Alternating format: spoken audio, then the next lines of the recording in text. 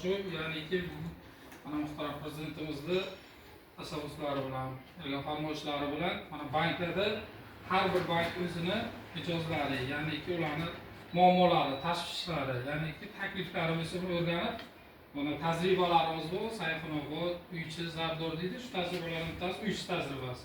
Ya'ni bunda o'sha mijoz bankdagi mijozlar bilan uchrashib, ularning muammo va takliflarini o'rganib, qanaqa xoh bank sohasida bo'lsin, xoh kommunal sohada bo'lsin, xoh balki o'sha faoliyatini kengaytirish yoki biznesni rivojlantirish uchun kadastr bilan bog'liq, hokimiyat bilan yoki mahalliy hokimliklar bilan yoki mahalliy o'sha tashkilotlar bilan muammolar bo'lishi mumkin. O'sha vaqtda biz o'sha muammolarni, takliflarni eshitib turib, ularni bosqichma-bosqich tuman miqyosida, viloyat hamda respublika bosqichida agar o'zimiz hal qilib bo'ladigan hal qilib, qolganini yozib olib, ijrosini ta'minlash bo'yicha ish olib boriladi. Shunga asosan hozir har bir bank o'zini mijozlarini o'chirishdi. Mana bugungi o'sha grafik asosiga bugun bank mijozlari bilan uchrashish, ularni muammo va takliflarini o'rganish hamda bankdagi umuman iqtisodiyotimizda bank sohasida bo'layotgan o'zgarishlar bo'yicha shu qisqacha ikkovimiz bir gaplashib, suhbatlashib, sizlarning muammolaringiz, takliflaringiz bo'lsa,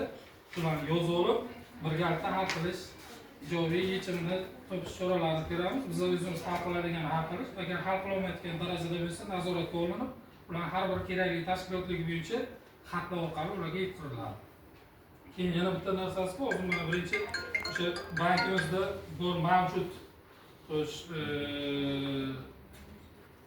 xizmatlar, ya'ni mahsulotlarni qisqacha qilib beraman. Mana jismoniy shaxslar bilan bo'ladigan bo'lsa, bizda hozir degan maqsadli, ya'ni mikroqarz, overdraft kreditlarimiz, avtokreditlarimiz, ipoteka kreditlarimiz, uy joyda ta'mirlash, bu qurish, birlamchi, ikkilamchi bozorda ipoteka kreditlar, mana ko'pchilik hozir uy joy bo'yicha yoki mana subsidiya orqali qanaqa olish tartiblari, subsidiya orqali bo'lsa, bo'ladigan bo'lsa, o'sha yagona aksiya, ya'ni davlat xizmatlari markaziga borib ariza to'ldirasiz, sizga subsidiyaga ajratish bo'yicha ular lozim topsa, o'sha yaqin sarmoya, ya'ni biznes kengaytirish uchun aylanma mablag'larga ochiq liniyali hamda yopiq liniyali deydi, ya'ni ochiq liniyalida revolver deydi. Siz kreditga ma'lum miqdor va yilda zaявка qilganingizdan keyin uni har 3 oyda bemalol o'sha kredit 100 million so'm olsangiz 100 million so'mni olib o'shani ishlatasiz. 3 oy davomida o'shani polni ishlatib hammasini. Yana qaytib yopsangiz, keyingi 3 oyga yana 100 million so'm sizga limit ajratadi. Yana bemalol ishlataverasiz. Xuddi bu yerda 1 yildan 1,5 yilgacha tizimlar bilan beriladi. Yana keyin umuman hozir xabarlarimiz bor, mana prezidentimiz tashabbuslari bilan mahallalarda mahalla bankiri joriy etildi. Har bitta mahallada bitta mahalla bankiri, bitta mahalla agenti, har 3 ta mahalla bitta mahalla bankiri. Ya'ni 3 ta mahallaga bitta mahalla bankiri, har bir mahallaga mahalla agenti xodimlarni tashkil qiladi. Ya'ni ular bankda o'sha mahallangizga uchrasangiz, hokim yordamchisi bilan birgalikda berilayotgan kreditlar, imtiyozlar, subsidiyalar haqida to'liq ma'lumotlarni beradi yoki o'shalarni zayav orqali sizga o'z biznesni boshlash uchun biznes rejalar tuzishga, qayerdan qanaqa mahsulot olish kerakligi bo'yicha o'zining tavsiyalari, o'sha ma'lumotlarni yetkazib beradi. Bu ham bir mahalla uchrasanglar, bular narsalar har bitta mahallaga bor. Endi mahalla mana hududma-hudud bo'lib berilgan.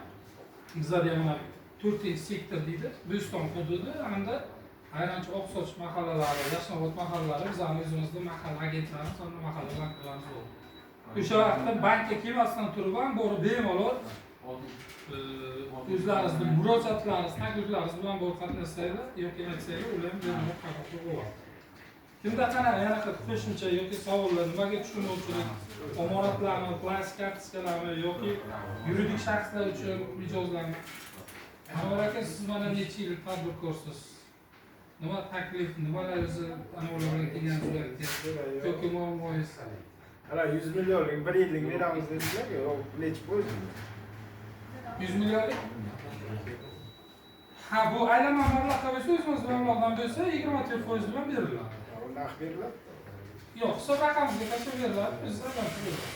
Keyin mana hozir hisob raqam yangi bo'lsa-chi? Hisob raqam yangi bo'lsa ham beriladi. Yatib bo'lsa. Yateti ag'orot bo'lmagan, aylanmasi hamma Yangi yo'q. ochiladi, sразу ochiladi, sразу. Yangi suvchi aylanma mablag'ga bera olmaymiz. Boshlang'ichga yengil start yoki sarmoya degan tillarimiz bor. Unga ushtirish, yangi ochilgan bo'lsa beramiz. Keyinchalik sal aylanma o'shirib amalga oshirganimizdan keyin bu o'chirilganlarni o'zimizga. Shu bilan birgalikda 312 so'm qaror bo'ldi. Prezidentimiz qaror berdi, 312 so'm. Unga ishlab chiqarish xizmat ko'rsatish uchun 100 million so'mgacha garovsiz, 300 million so'mgacha 100 million oshgan qismiga garov bilan yillik 21% bilan 7 yillik 2 yil imtiyoz davri bilan sizlar unga aylanma mablag'ni tushundirish bo'lsa, jamiki xomashyo